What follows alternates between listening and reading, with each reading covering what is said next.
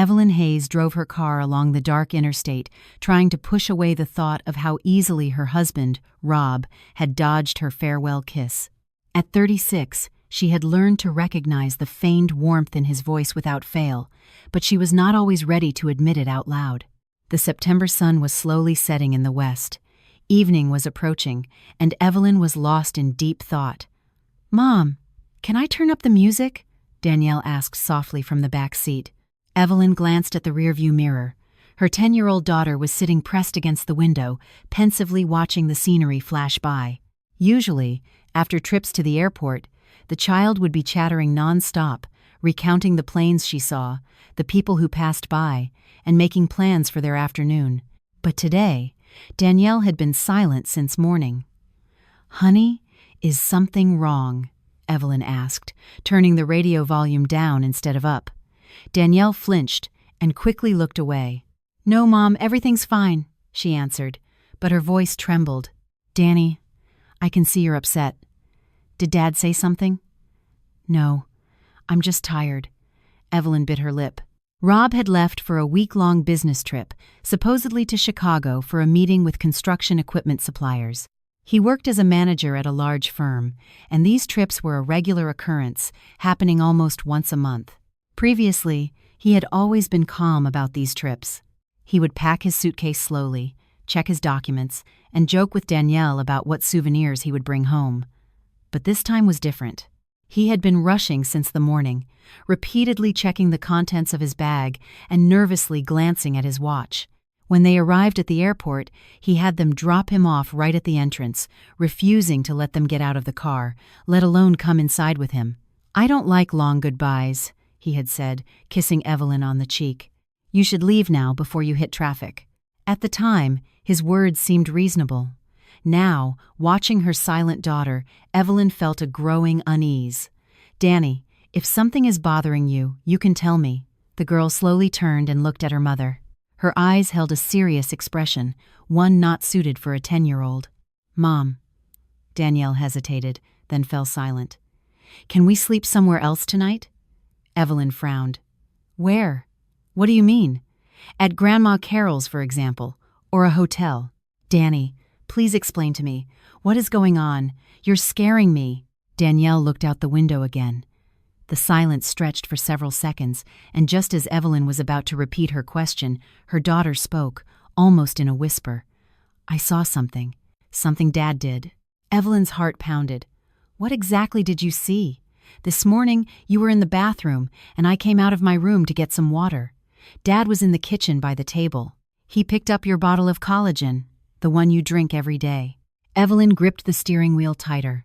The collagen, a white powder she dissolved in water for her joints and skin elasticity, was always on the kitchen table. It was in plain sight. Maybe he was just looking at it. "No, Mom." He took something out of his pocket, a small plastic Ziploc bag. Then he poured the white powder from it into your bottle. After that, he took a spoon and stirred it. He closed the bottle and put it back like nothing happened. Evelyn felt a chill crawl up her spine. She immediately slowed down and moved into the right lane. "Danny, are you sure? Maybe you saw it wrong." "Mom, I saw it clearly. He didn't see me because I was in the hallway behind the door. But I saw everything." He poured the powder, stirred it, and quickly threw the small plastic bag in the trash. Then he washed the spoon and put it in the sink. Evelyn abruptly pulled the car over to the side of the road and stopped. Her hands were shaking. She turned to her daughter.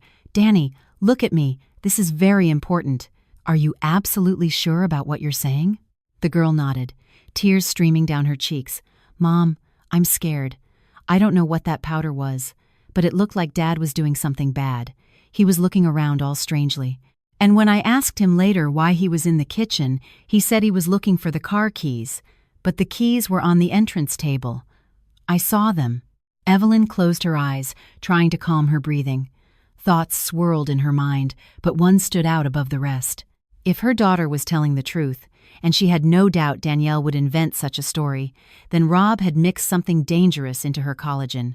Poison, drugs, something. But it certainly was not for her well-being. "Mom, what are we going to do?" Danielle asked in a whisper. Evelyn opened her eyes and forced herself to think rationally. Panic was the worst advisor. If they went home, Rob would somehow find out his plan had been exposed. If she called him and made a scene, he would deny everything, claiming it was a child's fantasy. There was no evidence. The powder was already mixed into the collagen, and the small bag was in the trash. Even if they found it, what would it prove? Most importantly, if Rob truly had malicious intent, the moment he knew he was discovered, he might accelerate his actions or simply flee. Evelyn turned to her daughter and took her hand. "Danny, listen to me very carefully. We are going to Grandma Carol's house now. You will stay there for a few days. Just say you missed her. What about school? And you, Mom? I will take care of everything.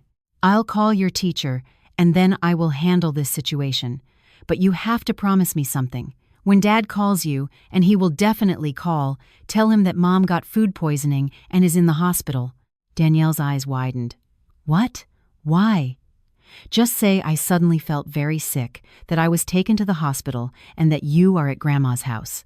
Nothing else. Do not mention that you saw him mix anything. Don't tell any of your friends, teachers, or even Grandma. Only the two of us know about this. Do you understand?" "Yes, but why do we have to lie? Because if what you saw Dad do is true, we need time to prove it and protect ourselves. If he finds out that we know, it could become very dangerous. Do you trust me?" Danielle slowly nodded. "Yes, I trust you." "Then remember, when Dad calls, tell him Mom is in the hospital with food poisoning. Sound very scared. Cry if you can. Let him think that everything is going according to his plan. And while that's happening, I'll find out what is really going on." "What if he asks which hospital?" Evelyn thought for a moment. "Tell him St. Jude's General Hospital, the one on Elm Street. He knows where that is. The important thing is not to let him suspect you know anything." Danielle nodded seriously, like an adult. "Everything will be okay, honey, I promise." She started the engine again and pulled back onto the road. A plan was already forming in her mind. First, take Danielle to her mother, Carol. Then, go back to the house, get the bottle of collagen, and take it for analysis at a private lab that wouldn't ask too many questions. If it was proven that there was a dangerous substance in it, that would be the evidence, and with evidence, she could go to the police. But for now, silence was necessary. Absolute silence. Rob must not suspect a thing. 40 minutes later, they arrived at a 5-story apartment building on the outskirts of the city where Carol lived. Evelyn went up with her daughter to the 3rd floor and rang the doorbell. Her mother opened it immediately, a short, robust woman with short hair and a sharp gaze. "Evelyn, Danielle, what a surprise." "Hi, Mom. Can Danielle stay here for a few days? I have something important I need to take care of." Carol looked at her daughter with a searching gaze. She could always read Evelyn's emotions, no matter how hard she tried to hide them. "Is there a problem?" "I'll explain later. I don't have time right now. Danny, give Mom a hug."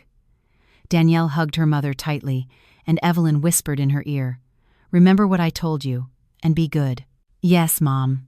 Evelyn quickly kissed her daughter and left the apartment. Carol followed her with a worried look, but didn't ask any more questions. She understood that if her daughter was asking for help, it was serious. Evelyn got into her car and drove back. The trip took another 40 minutes, and during that entire time, only one question ran through her mind. Why? Why would Rob want to kill her? They had been together for 12 years. Not perfect, of course. There were fights, periods of coldness, but nothing out of the ordinary. He earned a good living. She had a small custom tailoring business with 3 employees and a steady income. They lived comfortably, not lavishly. The apartment? Yes, the apartment. She had inherited it from her grandfather 5 years ago when they were already married. Legally, it was her personal property, not part of their marital assets. They also had a lake house they had bought with their combined money. The car was also bought together. Savings for a new apartment, about $40,000 they were slowly accumulating. And there, Evelyn realized. A month ago, Rob had insisted they go to a notary public and create mutual wills so that if something happened, there would be less paperwork. He explained that everything would go to the surviving spouse without question. At the time, it seemed like a caring, responsible act for the family. Evelyn had agreed without hesitation. Now, a terrifying picture was forming. If she died, Rob would inherit everything through the will: the apartment, the lake house, the money, the car. But if they divorced, the apartment would remain hers. The money, car, and lake house would have to be split. Inconvenient. Evelyn pulled into the parking lot of their condominium and parked the car. She went up to the 4th floor, opened the apartment door, and went straight to the kitchen. The bottle of collagen was on the table, a white plastic container with a green label. She picked it up carefully, as if it were a bomb. She opened the lid and sniffed. It smelled normal, like collagen, nothing suspicious. Visually, it looked normal too. She took her phone and took pictures of the bottle from all angles, including the expiration date on the label. Then, she went to the bedroom, took a small bag from the closet, wrapped the bottle in a plastic bag, and placed it inside. She glanced around the apartment one more time. Everything was in order. No sign that anyone else had been there. Evelyn left, locked the door, and got back in her car. On her phone, she searched for the address of a private laboratory that performed chemical analysis. She made a call. "Good afternoon, ChemTest Labs," a woman's voice answered. "Hello, I was wondering if I could bring in a sample for urgent analysis. I need to know if there are any toxic substances in a powder." "Yes, of course. Please bring it in. We're open until 8 p.m. "What kind of sample is it?" "A food supplement. Collagen. Bring it in its sealed packaging. We'll accept it and perform the analysis. The results for an urgent request will be available tomorrow afternoon." "Thank you. I'm on my way now." Evelyn hung up and drove. The lab was in another district, about a 30-minute drive. It was almost 7 p.m. The sun had set, and the roads were getting congested with traffic. She thought about Rob. How he had kissed her that morning before he left. How he had hugged Danielle. How he had packed his suitcase and joked about business trips being just routine. All of it had seemed so ordinary, so normal. And behind that normality hid a monstrous intention. Evelyn considered herself a practical woman. She didn't dream of castles in the sky or build illusions, but even she could not imagine that the man she had lived with for 12 years was capable of this. The laboratory was in a small office building. Evelyn went up to the 2nd floor and entered the reception area. Behind the counter was a young woman in a white lab coat. "Good evening. I'm the one who called about the analysis." "Ah, yes. Come in. Please fill out this request form." Evelyn filled out the form. Name, last name, contact number, sample description. The woman took the bottle, examined it, and wrote down the details. "What kind of analysis do you need exactly? A screening for toxic substances? Everything that could be harmful to one's health? All right. We will perform a full chemical analysis to determine the composition. The results will be out tomorrow at 6 p.m. We will call you. Is that okay?" "Thank you." Evelyn left the building. She took out her phone and called Rob's number. It rang several times, but he didn't answer. She tried again. Again, no answer. Perfect, she thought. Let him worry. Now all she had to do was wait. And most importantly, not answer when Rob was the one calling. Let him call Danielle. Let him think his plan had worked. She got in her car and drove back to her mother's house. It was too dangerous to sleep at her own home. What if Rob decided to come back early or sent someone to check on the apartment? She needed to be far away, unreachable. Carol met her at the door. "Evelyn, what is going on? Danielle is a nervous wreck. She won't answer any questions." "Mom, let's talk in the kitchen." "Let's not call Danielle." They went into the kitchen and closed the door. Evelyn quickly told her what she had learned from her daughter. Her mother listened in silence, only once covering her mouth with her hand. "My God, Evelyn, are you sure?" "I've already taken the bottle for analysis. We'll know for sure tomorrow. For now, I'll sleep here, if that's okay with you." "Of course, dear. Stay here." "And what's next? If the analysis confirms there's poison in it?" "I'm going to the police." Carol nodded. "That's right. And what you told Danielle to tell Rob, that I'm in the hospital with food poisoning, so he thinks his plan worked. Smart. But Evelyn, if he's really capable of that, who knows what else he could do. That's why I didn't go home." They fell silent. Outside the window, the darkness deepened. Somewhere far away, Rob was probably with another woman. a woman for whom he was willing to trade the life of his child's mother. Evelyn woke up at dawn to the sound of a text message on her phone. She had slept on the sofa in her mother's living room, wrapped in an old blanket, her sleep fitful and filled with fragmented nightmares. She picked up the phone and saw her husband's name on the screen. Rob. The message was short. "Good morning, honey. Arrived safely. Everything is normal. Meeting is this afternoon. Kisses to you and Danielle." Evelyn clenched her jaw, texting as if nothing had happened, like a loving husband who had just left for work. What if that morning she had drunk her collagen dissolved in water, as she had done every day for the past 6 months? What would have happened? Poisoning, a slow or fast death, so there would be no time to save her? She did not reply to the message. She put the phone down on the table and got up. The apartment was quiet. Her mother and Danielle were still asleep. Evelyn went to the bathroom, washed her face, forcing away the remnants of sleep and organizing her thoughts. The plan was as follows: wait for the results of the analysis. Get documented confirmation of a dangerous substance in the collagen. Then, go straight to the police. Without evidence, her story would sound like the hysteria of a resentful wife. But with evidence, it was attempted murder. Evelyn went to the kitchen and put the kettle on. Outside, the morning was breaking. The September sky was clear. It looked like it would be a hot day. How strange, she thought. How can the world around me be so peaceful when inside, everything has collapsed? Half an hour later, Danielle woke up. The girl came out of the room, still sleepy, her hair a mess. She saw her mother and immediately ran to her. "Mom, you're here." "I'm here, honey. How did you sleep?" "It was okay." "What are we going to do now?" "You're going to stay with Grandma, and I have some things to take care of. I'll be back this afternoon." Danielle nodded and snuggled up to her mother. Evelyn hugged her, stroking her hair. "Everything will be okay. I promise."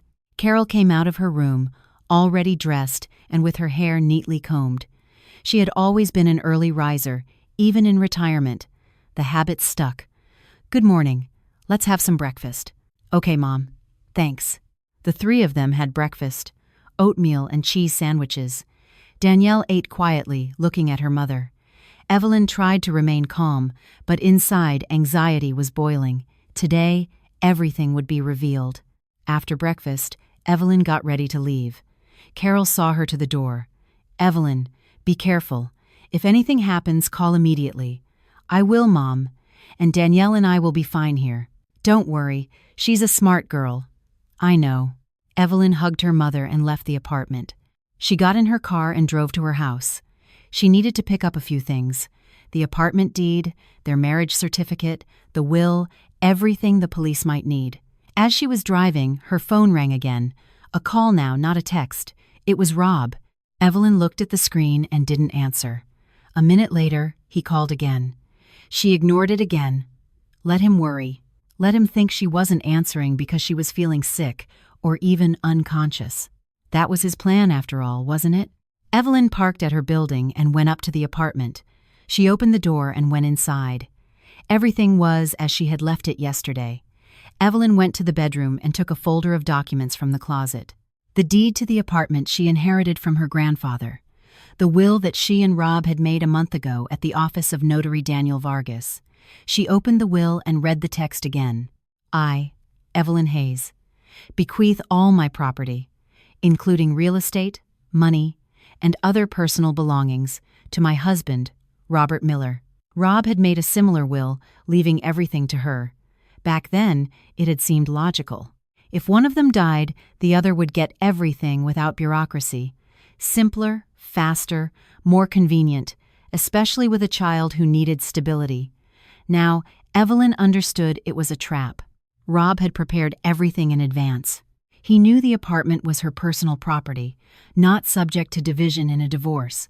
But if she died, it would go to him through the will, plus the lake house, the car, the savings, everything in one go. And their daughter? What was his plan for Danielle? Evelyn remembered her daughter's words. "Can we sleep somewhere else?" Danielle had sensed the danger, even without understanding its full scope. A child's instinct had worked before an adult's logic. Evelyn gathered the documents in her bag and left the apartment. She got back in the car. The phone rang again. Rob. She didn't answer. It was almost 11 a.m. 7 more hours until the analysis results were ready. Evelyn decided to go back to her mother's. Being alone now was the worst enemy. It gave too much time to think, and thinking led to panic. When she got back to Carol's, Danielle was playing with the cat in her room. Her mother was sitting in the kitchen with a cup of coffee, reading a book.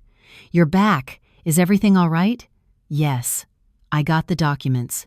Now we just have to wait for the analysis results. Rob has called several times. I'm not answering.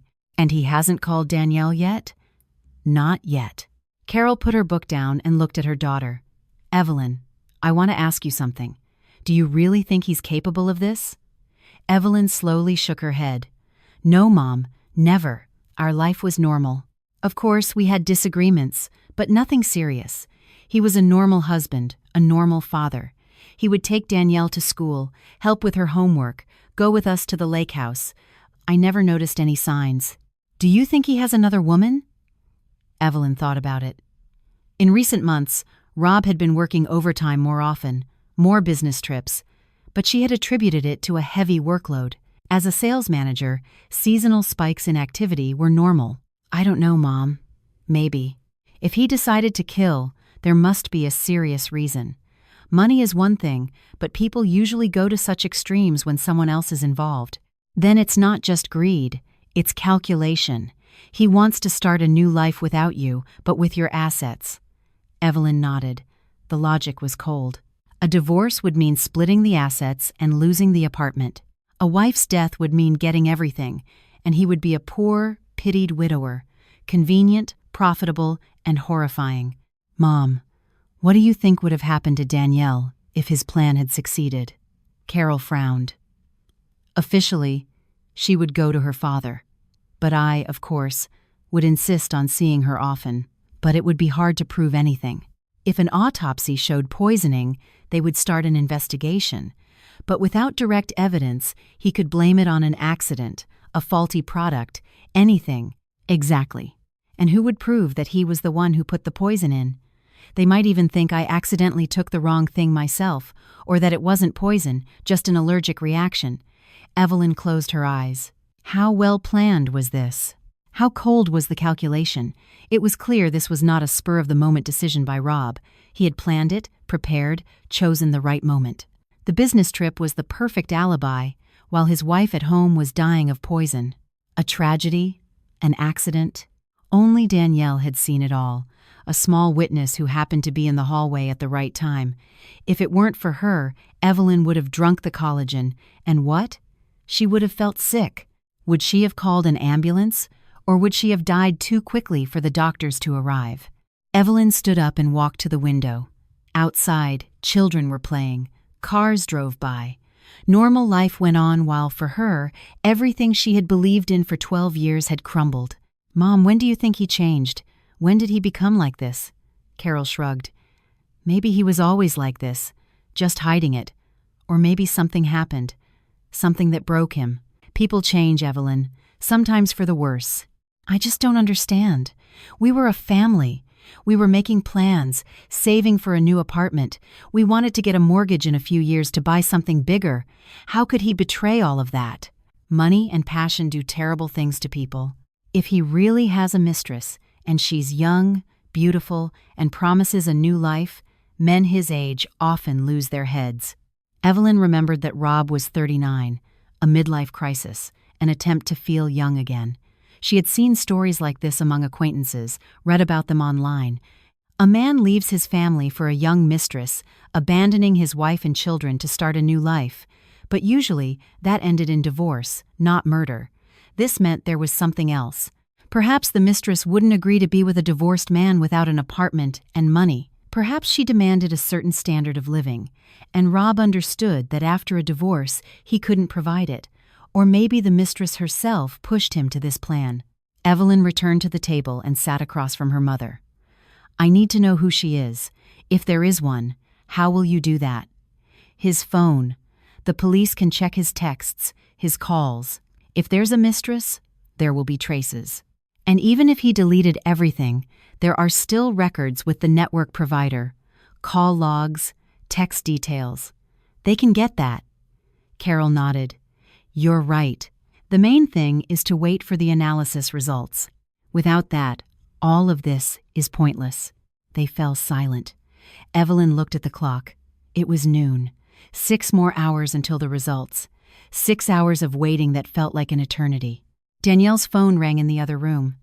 The girl came out, holding the device. Mom, it's Dad. Evelyn nodded. Remember what to say? Yes, Danielle answered.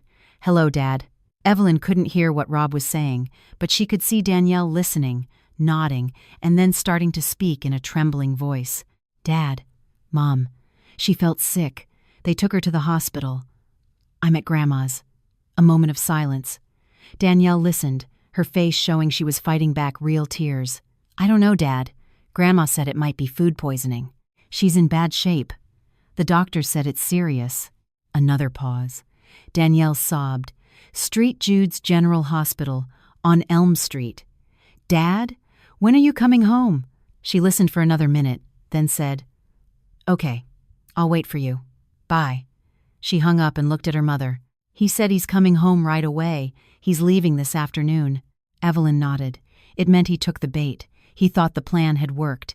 Now he was probably calling his mistress, celebrating their success, and then he would play the role of the worried husband. You did great, Danny. You did everything right. Danielle went to her mother and hugged her. Mom, I'm scared. What will happen when he finds out we tricked him? He won't find out. He won't be back until tomorrow morning, and by then, I'll have the evidence, and there will be nothing he can do. Carol stood up and poured tea for all of them. The three sat in the kitchen, quietly sipping the hot tea. Outside, a normal September day was passing, and inside this apartment, a drama was unfolding that was about to come to a head. Evelyn thought about how her life would change. Rob would be arrested, tried, sentenced. Danielle would lose a father. She, Evelyn, would become a single mother. The tailoring business, she would have to grow it on her own. Money, daily life, raising a child, it would all fall on her shoulders. But all of that was better than being dead. The hours passed slowly. Evelyn tried to distract herself by helping with chores, playing board games with Danielle, watching TV, but her thoughts kept returning to one thing. What would the analysis show? At 6 p.m., the phone rang. An unknown number. Evelyn answered. Hello. Good evening. This is from the ChemTest labs. Is this Evelyn Hayes? Yes, this is she. The results of your analysis are ready. You can come and pick up the report. Evelyn's heart began to race. Can't you just tell me over the phone what you found? The woman on the other end paused. We found a potent toxic substance in the sample. The details are in the report. It's best if you come in. I'll be there now. Thank you. Evelyn hung up the phone and looked at her mother, her hands shaking. Poison. There's poison in it, Mom. Carol closed her eyes and made the sign of the cross. My God. That means Danielle wasn't mistaken. No, she wasn't. And she understood everything correctly. He really wanted to kill me. Evelyn grabbed her bag and car keys. Mom, I'm going to get the report. Then I'm going straight to the police. I'll be back when it's all over. Of course, dear. Be careful. Evelyn ran out of the apartment, got in the car, started the engine, and drove to the laboratory. Now that it was clear Rob had really tried to poison her, fear turned into cold rage. How could he? How could he plan her death, smile at her face, and kiss her goodbye? She reached the lab in 15 minutes, went up to the second floor, and entered the reception. The same woman in the white lab coat met her, holding a folder. Evelyn Hayes, here is your report. Evelyn took the document and read it. In the collagen sample, a potent toxic substance was found. The concentration exceeds safety standards by 10 times. It could cause severe poisoning, damage to internal organs, and death. The letters swam before her eyes. Evelyn folded the report and put it in her bag. Thank you. This is what I needed. She left the building and got into her car. She took out her phone and searched for the address of the nearest police station. She drove there. It was almost 8:30 p.m. Evelyn parked in front of the police building, took her bag with the documents and the report, and went inside. She approached the desk officer. "Good evening. I'd like to file a complaint." "About what?" "Attempted murder." The desk officer raised an eyebrow. "Please go to office number 5. An investigator will speak with you." Evelyn walked down the hallway and knocked on the indicated door. She entered. Behind a desk sat a man in his 42nds in uniform. He looked up from his papers. "What can I do for you?" "My name is Evelyn Hayes. I want to press charges. My husband tried to kill me. He has a motive, and a month ago, we made mutual wills. I suspect there is a mistress involved." The investigator sat up straight and picked up a pen. "Tell me everything," calmly. "Do you have any evidence?" Evelyn took the report from the laboratory out of her bag. "Here, an official report. They found poison in my collagen." The investigator studied the document and nodded. "This is serious. Do you have any witnesses?" "My daughter." She saw her father mix the powder into the bottle. "How old is she?" 10. "A child's testimony can be considered, but we'll need additional evidence." "You said you have a will?" "Yes. Here is a copy." Evelyn handed him the document. The investigator read it, thinking, "The motive is clear. Property, money, and you suspect a mistress." "Yes, but I have no proof. We will examine his phone, his messages. If he has a connection with someone else, we will find it." "Where is your husband now?" "He's on a business trip, but he's coming back tonight. He should be home by tomorrow morning." The investigator nodded. "All right, we'll wait for him to return, and we'll arrest him then. It's better if it's at the house, so there's no scene or attempt to escape. Will you consent to a search warrant for your apartment?" "Yes, of course." "Then let's formalize the complaint. We will open a case. Tomorrow morning, we will make the arrest." Evelyn signed all the necessary papers. When she left the station, it was dark outside. She got into her car and sat there for a few minutes without starting the engine. This was it. The wheels were in motion. Tomorrow, Rob would be arrested. The investigation would begin. The trial, her life would be turned upside down. But she would be alive, and Danielle would be safe. That was the most important thing. It was late when Evelyn returned to her mother's house. Danielle was already asleep. Carol met her at the door with a worried look. "How did it go?" "I filed a report. They're going to arrest him tomorrow morning when he gets home." Her mother hugged her. "Thank God. At least there's some certainty now. Are you going to eat? I saved you some dinner." "Thanks, Mom." "No, I'll just have some tea." They went to the kitchen and sat at the table. Evelyn poured some hot tea. Her hands were still shaking slightly. The adrenaline from the talk with the police had not yet worn off. The investigator said they will check his phone, his messages. If there are traces of communication with a mistress, they will find it quickly. Carol nodded and poured herself some tea. "Evelyn, I've been thinking, did he come up with this all by himself, or did someone push him?" Evelyn thought about it. In truth, Rob had never been a particularly resourceful person. They had been together for 12 years, and she knew his character. He was compliant, careful, and meticulous with details. Always paid bills on time, was careful with documents, never forgot important dates. But you couldn't call him a strategist. He preferred to follow instructions, stick to beaten paths, and avoid risks and complicated plans. The plan with the will, the poison, the alibi, the business trip as a cover, all of this required cold calculation, a combination of many moves, and the ability to foresee consequences and cover tracks. It didn't fit the Rob she knew. It was one of two things.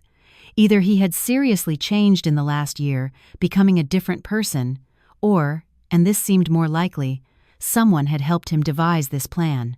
Someone more cunning, more calculating. Someone who also had something to gain. I've been thinking the same thing. It's likely that if he has a mistress, she's involved too. Maybe she even invented the whole thing. Then she's not just a mistress, she's an accomplice. Yes, and if the investigation proves it, she'll go to prison too. Evelyn finished her tea and looked at the clock. It was almost 10 p.m. Rob was probably thinking his wife was either dying or already dead. What was he feeling? Joy? Or fear that the plan might not have worked? "Mom, do you think you ever suspected something was wrong with him?" Carol shook her head. "No. He was always polite, kind. He helped me when I asked. He came to family dinners, brought gifts, a normal son-in-law. Nothing suspicious. It means he was a good actor. Or he really only changed recently.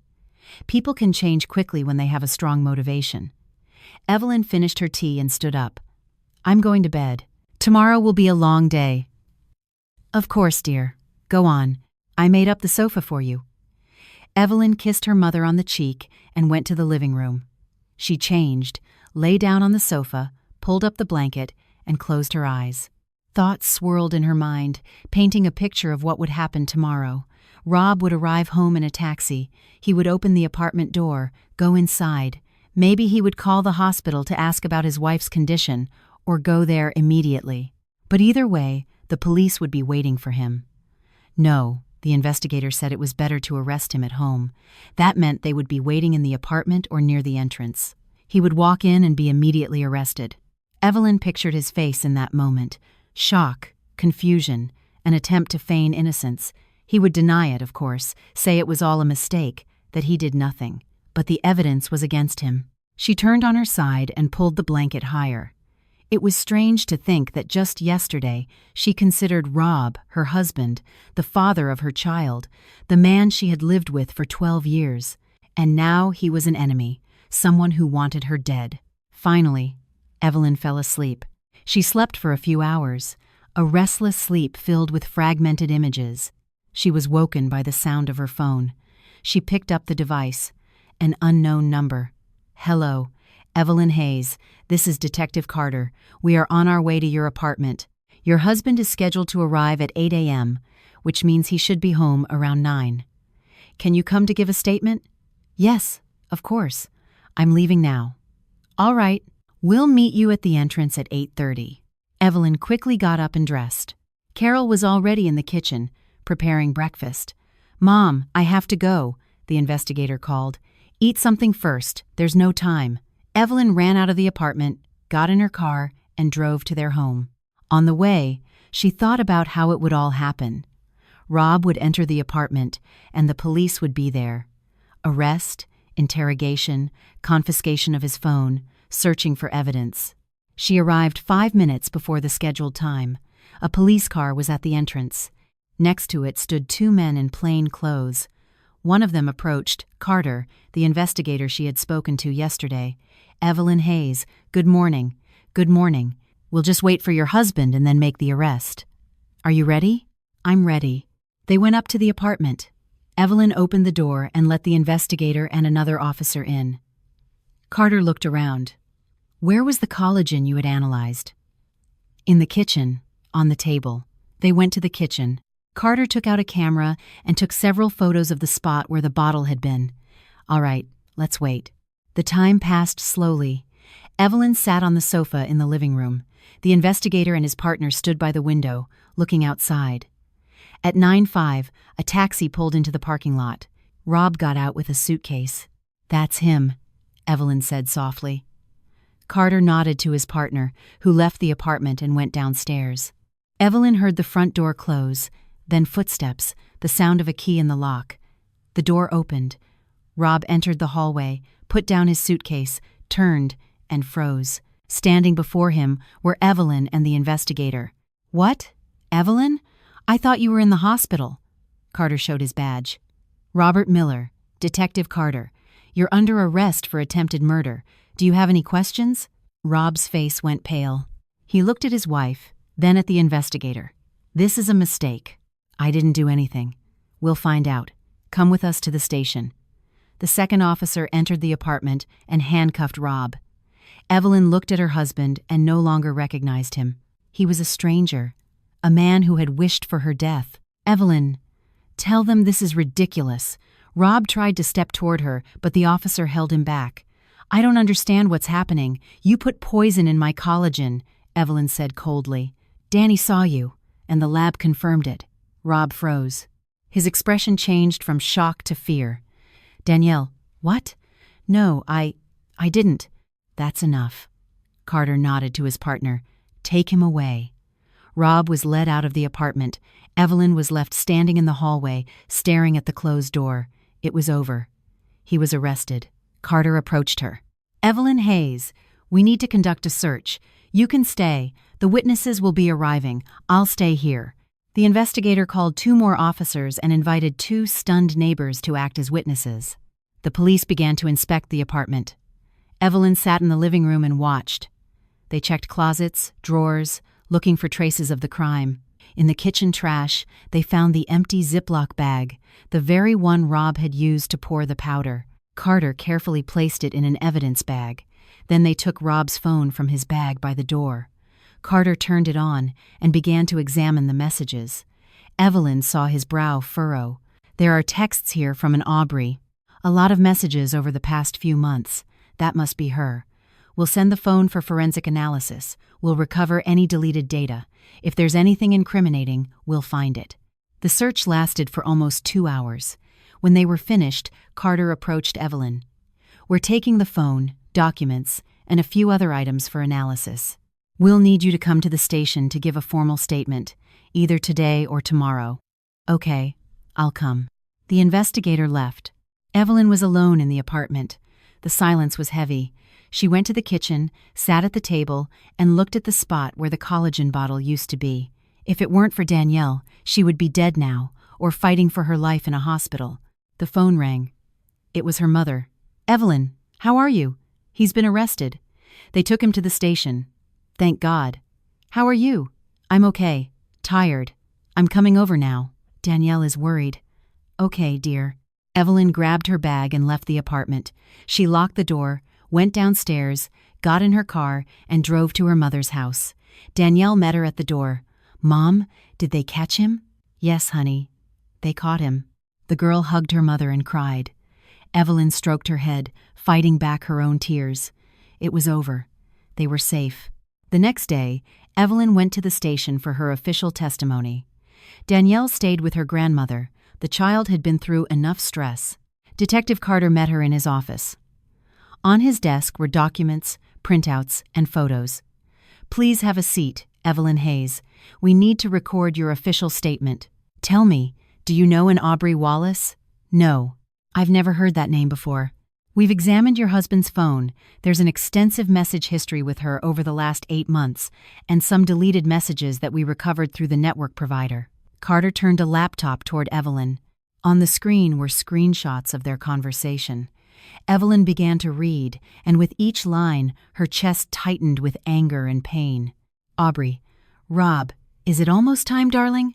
I'm tired of waiting. You promised we'd be together by the fall. Rob, we will be. I took care of the will. That's done. Just one last thing left. Aubrey, and the girl?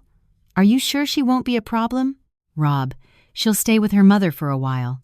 She's been wanting to spend more time with her granddaughter anyway. She won't be in our way. Evelyn painfully tore her eyes away from the screen. They planned it together. From our analysis of the messages, yes, there are more specific ones. Look at this. Carter showed her another section. Aubrey. Did you find a source for what we talked about? Rob. Yes, an acquaintance is getting it. He says it's perfect, as long as the dosage is right. Aubrey. The important thing is that it looks natural. A heart attack or something. Rob. It will be clean. Trust me. Evelyn closed her eyes. They had discussed how best to kill her, chosen the method, calculated the dose of poison, planned for it to look natural. We've called Aubrey Wallace in for questioning, Carter said. She lives in the next district over, works as an administrator at a gym. She's 27, unmarried. She met your husband about a year ago when he started working out there. A year, Evelyn repeated. That means for this whole time, he was living a double life. It appears so. According to the messages, they met regularly, rented hotel rooms, he gave her gifts, small expenses, so you wouldn't get suspicious. Evelyn remembered how often Rob had worked overtime in recent months, the business trips. She thought it was just work, but the truth was, he was with his mistress. And the poison, did you find out where he got it? We're still investigating. An acquaintance was mentioned, but no name. We'll question your husband more thoroughly. For now, he's denying everything, saying it's all a misunderstanding. He'll deny it to the end, probably. But the evidence is sufficient. The daughter's testimony, the lab report, the messages with the mistress, and the motive in the form of the will. The case is solid. Evelyn nodded. Tell me, Carter continued, Did you notice any changes in your husband's behavior recently? Evelyn thought. He became more distant, didn't talk to me as much. He seemed less interested in things. But I thought it was just stress from work. In general, he wasn't a very emotional person, so the difference wasn't that noticeable. And in terms of intimacy? Evelyn winced at the blunt question but answered. For the last few months, almost nothing. He'd say he was tired. I didn't press it. I see. A classic infidelity situation. He moved on to another woman, and you became a burden, plus the assets he wanted to get without a division. Evelyn sighed. He could have just asked for a divorce. I wouldn't have fought it. But then he would lose the apartment, half the assets, and the savings. This way, he'd get everything. Greed is stronger than reason. They finished the testimony. Evelyn signed the protocol and left the office. The station hallway was noisy. Someone was shouting, people were talking, phones were ringing incessantly. A normal workday for the police. She went down to the first floor and, near the door, passed a young woman. Well-dressed, stylish, with long black hair and bright makeup. Around her neck was an expensive necklace, on her wrist a bracelet. Evelyn immediately felt it. It was her. Aubrey. The woman looked at Evelyn, and for a second, their eyes met. Aubrey looked away first and continued walking. Evelyn went out to the street and got in her car. So, that was her rival. Young, beautiful, self-confident. It was for her that Rob had decided to kill his wife. For her, he was ready to destroy his family, to leave his daughter without a mother. Evelyn started the engine and drove to her mother's house. On the way, she thought about what came next. The investigation, the trial, the sentence, the divorce, the division of property, although now Rob would likely get nothing. After attempted murder, the court would surely side with her. When she arrived at Carol's, Danielle met her with a worried face. "Mom, how did it go?" "It's okay, honey. I gave my testimony. Now the investigators will do their job. And Dad? He's going to prison." Evelyn knelt beside her daughter. "Yes, Danny, he's going to prison. He committed a very serious crime." The girl nodded, her face showing she was trying to comprehend the situation. "Mom, is it my fault that I told you?" Evelyn hugged her daughter. "No. You are not at fault. You saved my life. You did the right thing. The absolute right thing. I'm so proud of you." Danielle buried her face in her mother's shoulder and cried. Evelyn stroked her head, fighting back her own tears. Carol entered the room. "Evelyn, the police called about 5 minutes ago. They want you to call them back." Evelyn picked up the phone and dialed Carter's number. Carter speaking. "What is it?" "Evelyn Hayes. This is Carter. We have news." We interrogated Aubrey Wallace. At first, she denied everything. But when we showed her the texts, she broke. She admitted to the affair with your husband and that she knew about his plans. More than that, she was the one who pushed him to do it. Evelyn gripped the phone tighter. So she was the mastermind. You could say that, yes. She convinced him that a divorce would be long and impractical, and that a wife's death was the solution to all their problems.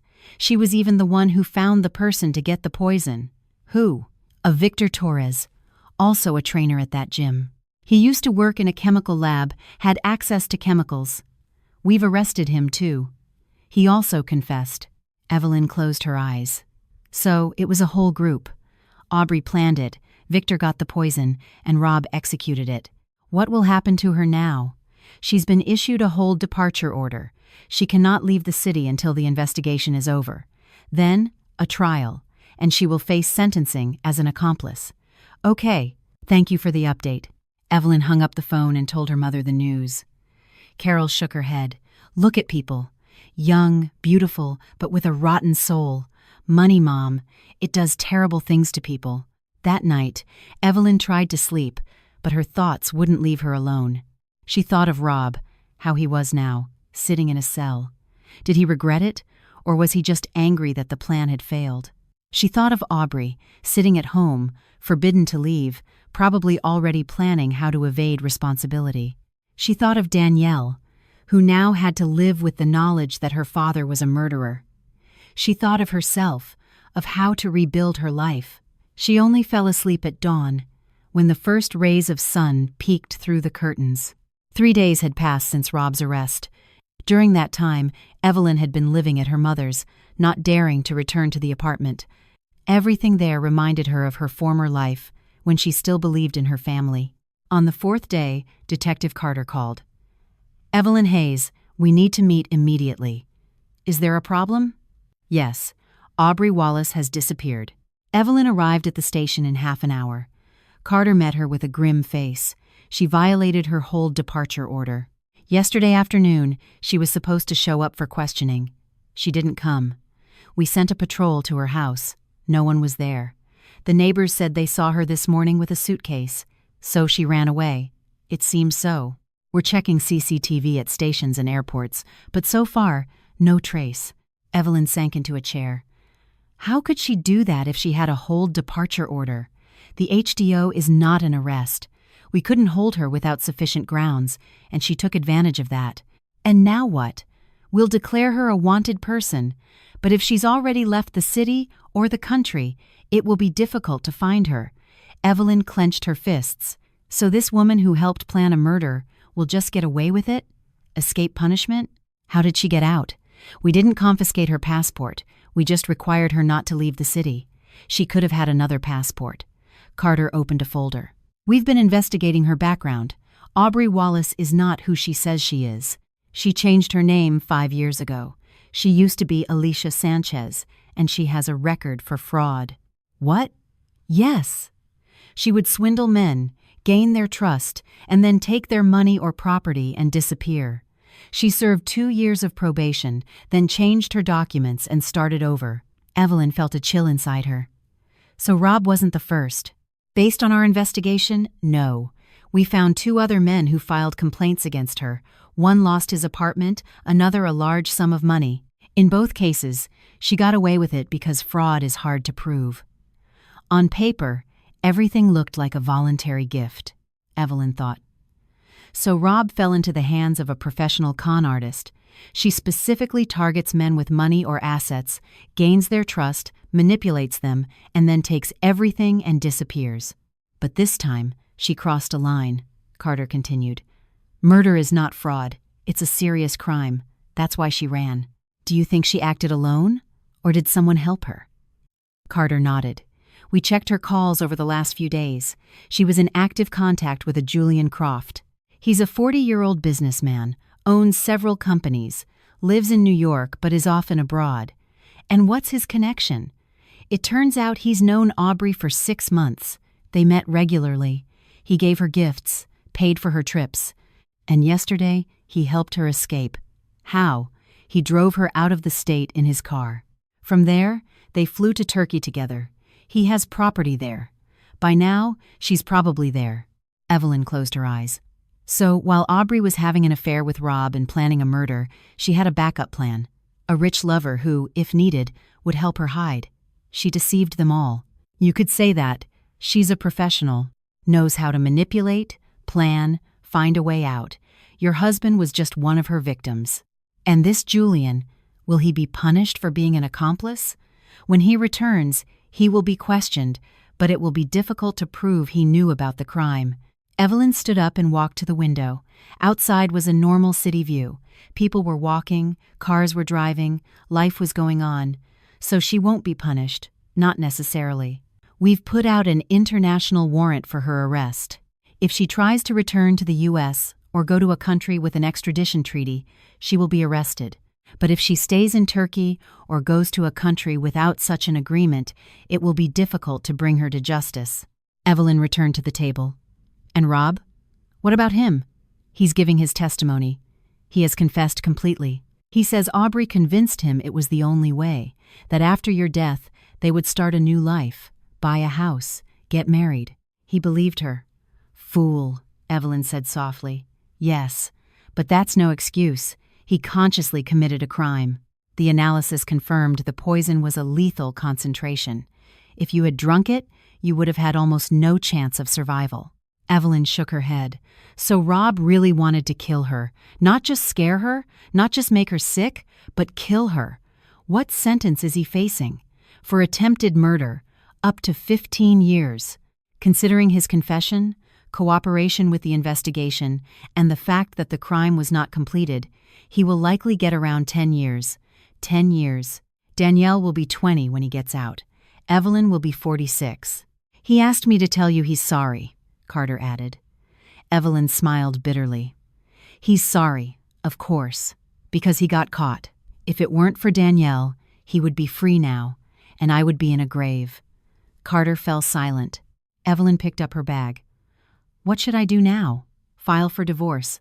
File a suit to terminate his parental rights, if you wish. Reclaim your life. Evelyn nodded and left the office.